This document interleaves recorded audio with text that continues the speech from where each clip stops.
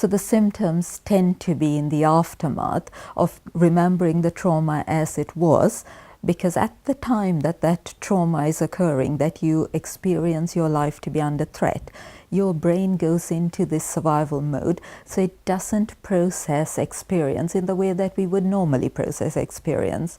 Its primary instinct at that point is pure survival. You do whatever you can to survive. So in the aftermath, needing to process every bit of information that you absorbed at the time then comes about as the reliving of those traumatic symptoms. So if you think that at the moment of trauma, you would have been experiencing not just the rational, intellectual experience of what's happening, but an emotional component to it.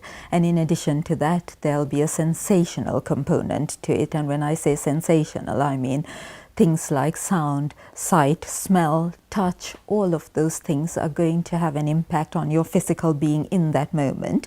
But because you're purely trying to survive, you're not going to be able to process that cognitively. And therefore, all that is saved and it plays out later. So in that sense, the symptoms present as flashbacks of the trauma. The smells, sounds, sights that might trigger that will bring about an emotional reaction that you felt at the time and weren't able to make sense of, but you're going to be reliving that now as those memories are triggered. It comes about in the form of dreams that are very vivid, very distressing.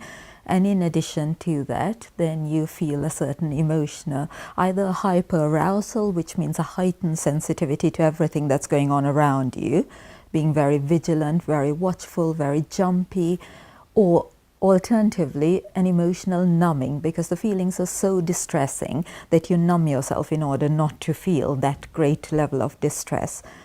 That then leads into avoidance of anything that triggers those feelings, but also avoidance of the feelings themselves, which is why in trauma and post-traumatic stress disorder, we see a comorbidity with things like drugs and alcohol as a way of trying to feel something rather than the emotional numbness which the person has entered into in order to protect themselves.